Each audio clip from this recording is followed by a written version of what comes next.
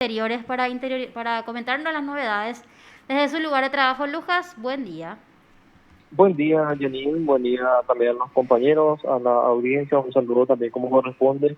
Sí, estamos como para actualizar el juicio al ex senador Óscar González Pedal y a su hijo Rubén González Chávez, que prosiguió hoy también con la declaración de dos peritos propuestos por el Ministerio Público.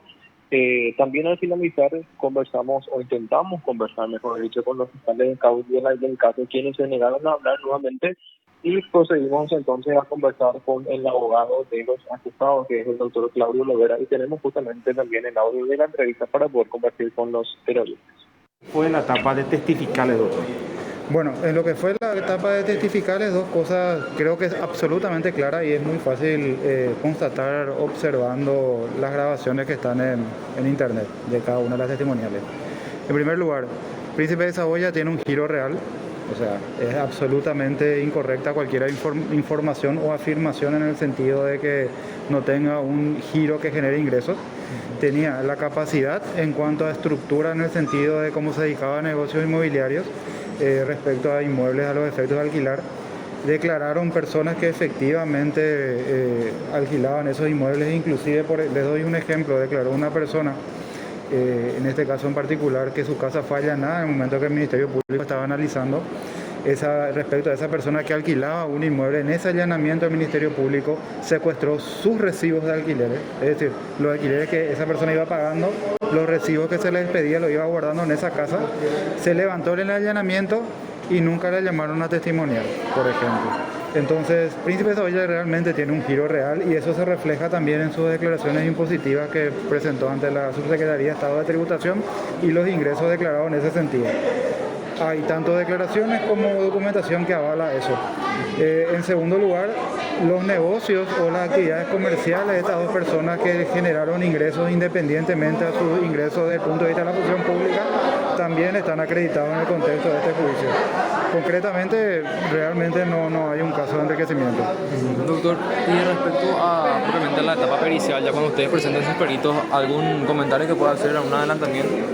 Más que adelantarme a lo que va a ocurrir, me gustaría comentar lo que ya ocurrió, que son, en este caso en particular, la declaración de los peritos tasadores del Ministerio Público. El primer perito que prestó declaración reconoció que no conoce cómo se hicieron las operaciones de cálculo. Es decir, por ejemplo, una tabla que se utiliza con coeficientes, es ingeniero, una tabla que se utiliza con coeficientes para hacer depreciación y llegar a resultados numéricos para exponer, no tenía la menor idea de cómo se hacía.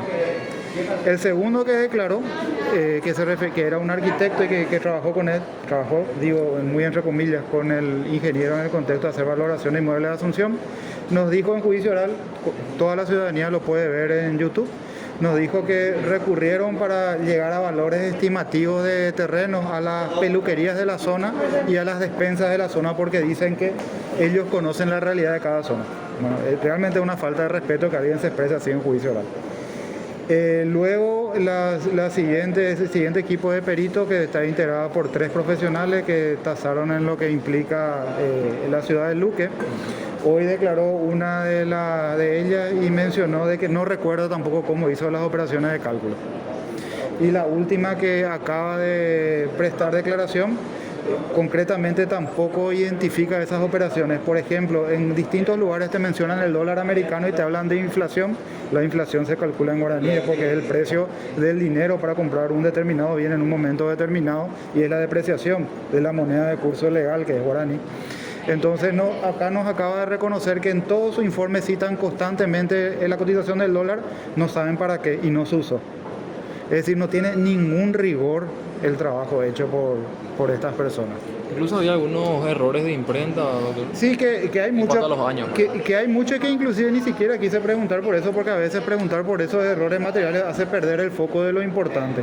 El foco de lo importante es que no tienen, cuando se hace, reconocido por ellos, cuando se hace una valoración, por ejemplo, de un inmueble, se recurre en la ciencia que ellos desarrollan a lo que se denomina inmuebles testigos. Es decir, hay que verificar una cantidad mínima, algunos señalan 4, otros dicen que tiene que ser 5, a partir de las características, ver si coinciden con las características que el inmueble que uno quiere valorar. Si difieren, uno tiene que hacer coeficientes para poder sopesar esas diferencias y ahí uno llega a un valor estimativo promedio en metro cuadrado. Nada de eso hicieron. Y la última de las profesionales que declaró no reconoció, porque las dos anteriores trataron de eludir ese aspecto. Para 90 inmuebles nos reconoció que el listado de sus inmuebles testigos están en el anexo de su informe y son 8. 8 para 90. Totalmente imposible hacer un trabajo profesional de esa manera. Realmente es un pésimo trabajo en materia de tasación. Sí, ¿descalifica esto la acusación para usted, doctor? También. Y porque también es el reflejo finalmente de la actividad de investigación. Es muy difícil tener un juicio oral sólido si uno no tuvo una investigación sólida. Acá se ven las deficiencias. Obviamente a eso le sumo que estas tasaciones fueron presentadas el día que fenecía el plazo de investigación a las 13 horas. Obviamente a los tropezones con todas estas deficiencias. De hecho que en la carpeta fiscal hay notas firmadas por los peritos tasadores ya en el mes de junio del 2019, donde le comunican a la unidad fiscal que no estaban en condiciones de poder hacer la actividad. De todas formas, se dio el mandato porque no tenían los insumos y yo creo que tampoco la preparación para hacerlo. Y se hizo esto, sin ningún rigor, sin ningún parámetro que uno pueda decir, esto no ofrece información sólida como para llegar a una conclusión. Usted está escuchando PDS. Bien, y así escuchamos al abogado Claudio Lovera, que es el defensor del ex senador Óscar González Dar y de su hijo Rubén González Chávez, que están siendo enjuiciados por los hechos punibles de enriquecimiento ilícito, lavado de dinero y declaración falsa. Escuchamos también la fuerte crítica del doctor Lovera respecto al trabajo pericial que llevaron a cabo los técnicos del Ministerio Público. El juicio va a proseguir el próximo martes, justamente ya con la declaración de otra perito del Ministerio Público, que es la ingeniera Liliana Rojas, que fue citada para hoy, pero la misma no se presentó, entonces la citaron para el martes. Así que este juicio va a proseguir ese día a las 8 de la mañana. Perfecto, Lucas. Nosotros quedamos atentos entonces a lo que se genere en torno a este caso. ¿Algo más que quieras compartir con los teleoyentes? Es lo que tenemos, Janine. Perfecto. Hasta cualquier momento, Lucas. Feliz fin Hasta de... luego. Te informó PDS Radio TV Digital. Bueno, 11:52 aquí en los estudios de PDS.